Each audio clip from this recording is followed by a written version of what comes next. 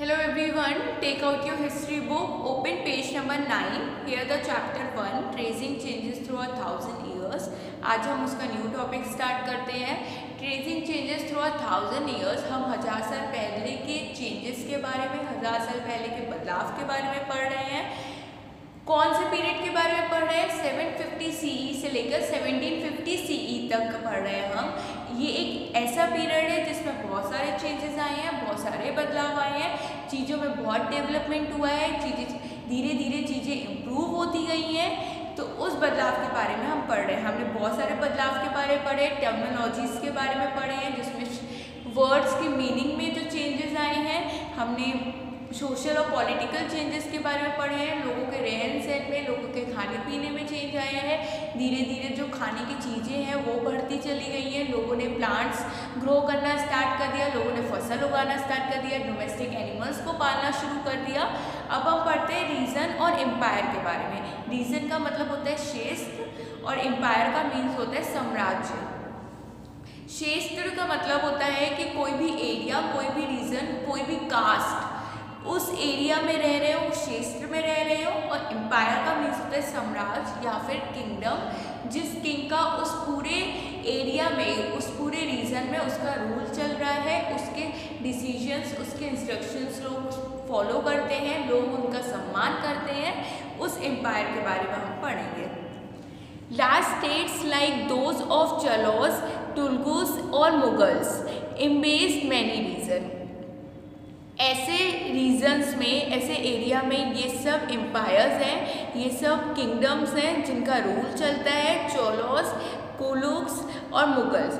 ये आप chapter 2, chapter 3 और चैप्टर 4 में और अच्छे से इनके बारे में और डिटेल में पढ़ोगे. A Sanskrit prashasti, see chapter 2 for an example of prashasti. Sanskrit prashasti ये एक रिटन इंस्क्रिप्शन है जिसमें लोगों के बारे में या किसी किंग के बारे में या किसी महाराजा के बारे में बहुत बढ़ाकर चढ़ाकर लिखा गया है. बहुत बढ़ाई की गई है, उसकी बहुत तारीफ की गई है और बहुत बढ़ा चढ़ा के लिखा गया है, जो कि एक संस्कृत लैंग्वेज में है.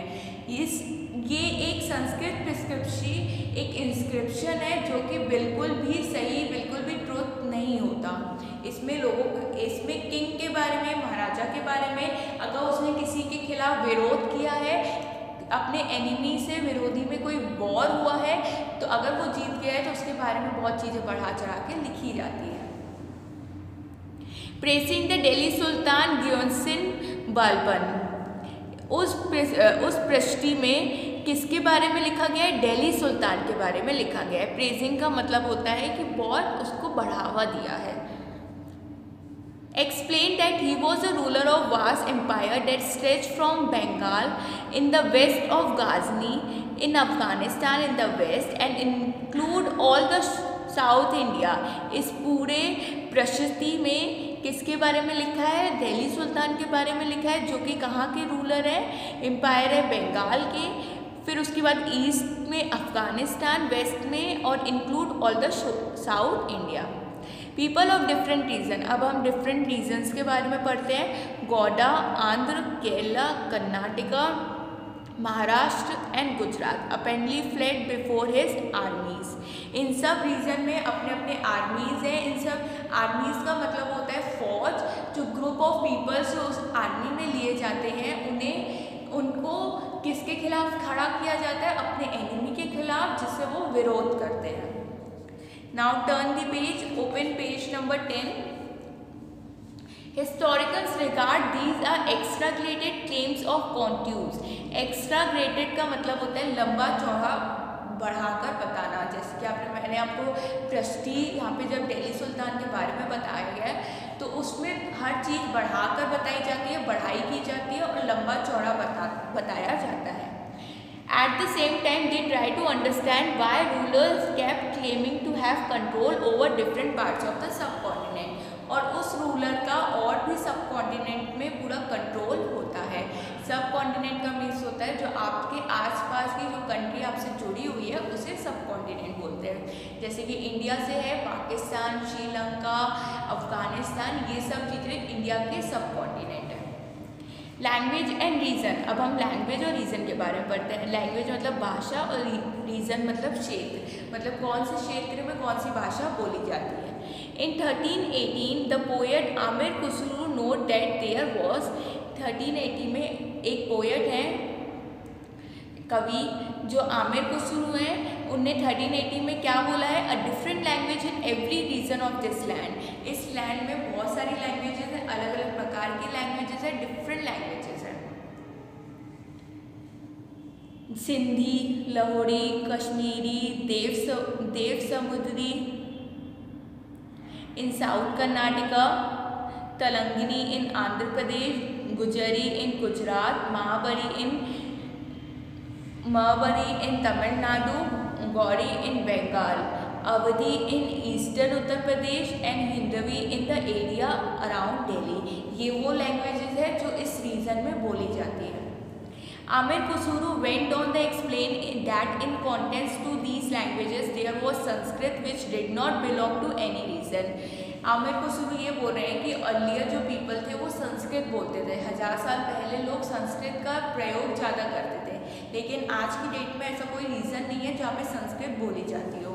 It was a old language and common people do not know it, only the Brahmas do. ये बहुत पुरानी लैंग्वेज है, एक पुरानी भाषा है जो कॉमन पीपल, जो जनरल पीपल है, जिनको लैंग्वेज के बारे में पता भी नहीं है।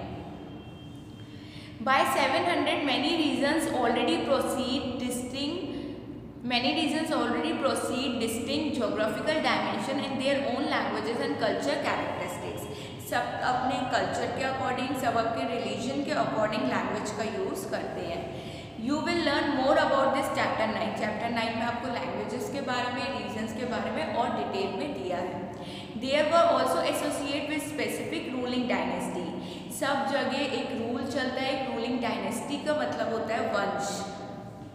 There were considerable conflict between these states, और अलग अलग कंट्रीज़ में, अलग अलग स्टेट्स में एक दूसरे के खिलाफ लोग वॉर करते हैं, एक दूसरे से जीतने की कोशिश करते हैं और इन दोनों के बीच में विरोध होता है। Occasionally dynasty like the Cholas, Khaljis, कुलूस and Mughals were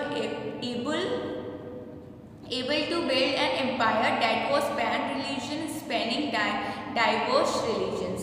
Not all these empires were equally stable or successful. जरूरी नहीं है जो सब एम्पायर है, सब साम्राज्य हैं, किंगडम है, वो सक्सेसफुल है, वो बहुत ज़्यादा सफलता उनको मिली है, ऐसा ज़रूरी नहीं है। कोई कोई है जिन्हें हाँ सक्सेसफुल हैं, लेकिन कोई कोई है जो बिल्कुल सक्सेसफुल नहीं है। Now come to the page number 11. When the Mughal Empire declined in the 18th century, it led to the re-emergence of religious state, but year of emperor pan-religion rule has alerted the character of the region. जब Mughal empire का rule चल रहा था 18th century में, तो फिर से जो रिलीजन स्टेट थे वो वापस आना चाहते थे और अपने स्टेट में अपना रूल करना चाहते थे। Across most of the subcontinent, the religion were left with the legacy of the big and small states that had ruled over them. वो अपने सबकॉन्टिनेंट में, अपने आसपास की कंट्रीज में भी रूल करना चाहते थे। This was apparent in the emergence of many distinct and shared traditions in the realms of governance, the management of the economy, elite cultures and languages. Through the 1000 years between 700 and 1750, the character of different nations did not grow in isolation. Isolation का मतलब होता है अलग करना। तो जब ये period आया जिसमें बहुत सारे चेंजेस हो रहे थे, तो लोगों ने रिलीजन को भी अलग अलग कर दिया था। रिलीजन को अलग अलग कर दिया था, तो उसके जो किंग थे, उसमें जो किंगडम था वो भी चेंज हो गया था, जिसकी वजह से लोग अब एक किंग सब पे रूल नहीं कर सकता था। सब स्टेट्स के अलग अलग किंग, अलग अलग किंगडम होती थी। These regions felt that the impact of Rajya pan-religion force of integration without ever quite losing their distinctiveness. The act of combining into integrated whole, मतलब कि ऐसा हुआ था कि लोगों ने रिलीजन के अकॉर्डिंग उन्हें सेपरेट कर दिया था, लेकिन जो रूल था मुगल एम्पायर का वो 18th सेंचुरी से चलता आ रहा था और लोग अब सब कॉन्टिनेंट्स में भी रूल करने चाहते थे। Now start the new topic, old and new religions. अब हम पुराने और नए रिलीजन्स के बारे में पढ़ते हैं, कास्ट के बारे में पढ़ते हैं, धर्म के बारे में पढ़ते हैं। The 1000 year of history that we are exploring witnesses major developments in religion traditions। जो 1000 साल पहले की जो हिस्ट्री है उसमें इतना रिलीजन ट्रेडिशन मतलब पारंपरिक तरीके के जो चीज़ें थी उसमें बहुत सारे बदलाव आए हैं। लोगों के रिलीजन में जो ट्रेडिशनल चीज़ें होती थी उसमें भी चेंजेस आए हैं। People believe in the divine was sometimes deeply personal but more usually it was collective. Collective belief in the supernatural agencies, religion was often closely connected with the social and economic organization of local communities. People believe in the divine was sometimes deeply personal, but more usually it was collective. धीरे धीरे लोग अपने religion में बदलाव ला रहे थे, अपने परंपरा में बदलाव ला रहे थे, अपने ट्रेडिशंस को धीरे धीरे चेंज कर रहे थे और सब अपने रिलीजन के अकॉर्डिंग अपने ट्रेडिशंस को फॉलो करते हैं। As a social worlds of these groups alerted, so too did their beliefs. वो अपने विश्वास के अकॉर्डिंग, अपनी श्रद्धा के अकॉर्डिंग अपने ट्रेडिशंस को फॉलो करते हैं, अपने ट्रेडिशंस को अपने रिलीजन के अकॉर्डिंग चेंज करते हैं। It was during this period that important changes occurred in what we call Hinduism today। जो सबसे बड़ा चेंज आया वो क्या आया था? हिंदुज़म का। आज हम सबके अंदर जो हमारी कास्ट है वो डिफरेंट है, लेकिन हमारा रिलीजन एक ही है जो कि क्या है? हिंदुज़म। ये 750 से 1750 CE में ये सबसे बड़ा चेंज आया था कि रिलीजन कौन सा आया था? हिंदुज़म में। These includes the worship of new deities, the construction of temples of loyalty, and the growing importance of Brahmas, the priests, and dominant group in society। Hinduism की वजह से जो ट्रेडिशन में चेंज आया था, लोगों ने नए नए टेम्पल्स बनाए थे, मंदिर बनाए थे। किसकी इम्पोर्टेंस के लिए? ब्रह्मास की इम्पोर्टेंस के लिए, पुजारी की इम्पोर्टेंस के लिए, इन सब के लिए लोगों ने न्यू टेम्पल्स बनाए थे और हिंदुज़म की ट्रेडिशन में सबसे बड़ा बदलाव आया था। Their knowledge of Sanskrit texts earned the Brahmas a lot of respect in society। Brahma's में सबसे पुरानी जो लैंग्वेज है वो है संस्कृत, जो संस्कृत में लिखी गई है, तो उसके लिए लोगों में बहुत ज़्यादा रिस्पेक्ट थी, सोसाइटी में बहुत ज़्यादा रिस्पेक्ट थी। Their dominant position was consolidated by the support of their patrons, new rulers searching for Prestige. हमारे गौरव के लिए न्यू रूलर एक आया पाटोन, जो कि बहुत ज़्यादा सहायक थे। पार्टोन्स का मतलब होता है सहायक, जो लोगों को सपोर्ट करते थे, जो लोगों के लिए कंसोल थे। कंसोल का मतलब उन्हें सहानुभूति देना। One of the major development of this period was the emergence of the idea of bhakti, of a loving personal deity that devotees could reach without the aid of priests और elaborate rituals।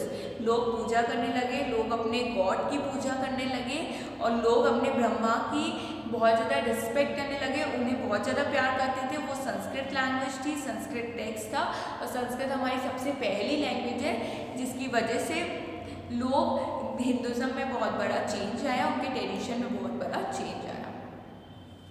Now turn the page, open page number 12। This was also the period when new religion appears in the sub continent. ये एक ऐसा period भी था जो new religion का भी उद्घाटन हुआ, न्यू रिलीजन्स भी आए अपने सब कॉन्टिनेंट्स में, मतलब अलग अलग कंट्रीज में न्यू रिलीजन्स भी आए। Merchants and migrate first brought the teaching of the Holy Quran to India in the 17th century। Merchants का मतलब होता है कि जो व्यापार करते हैं, जो बिजनेस करते हैं, जो एक प्लेस से दूसरी प्लेस जाते हैं, अपने खाने की तलाश में या फिर चीज़ें इकट्ठा करने, और माइग्रेट का मतलब होता है एक प्लेस से दूसरी प्लेस जाना या फिर ट्रैवल करना। तो वो लोग क्या पढ़ाते थे? वो लोग कुरान पढ़ाते थे, जो हमारी होली बुक है 17th सेंचुरी में। Muslim regards the Quran as a holy book and accept the sovereignty of the one God. जो मुस्लिम्स थे उनने कुरान को अपनी होली बुक माना और कुरान में जो भी चीज़ें लिखी है उसे एक्सेप्ट करते हुए कुरान को ही अपना एक गॉड माना था। Allah, who loved mercy and bounty, embrace all those who believe in Him without regard to social background.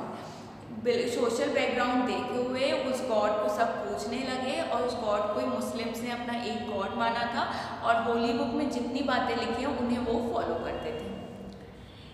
Many rulers were patrons of Islam and ulama, learned theologians and jurists, and like Hinduism, Islam was interpreted in the variety of ways by its followers. There was a Shia Muslim who believed that the Prophet Muhammad's son-in-law Ali was the legitimate leader of the Muslim community, and the Sunni Muslim was accept the authority of the early leader, Khalifa of the community and succeeding Khalifas. There were other important difference between the various schools of law and in theology and Masoretic traditions. धीरे धीरे Muslims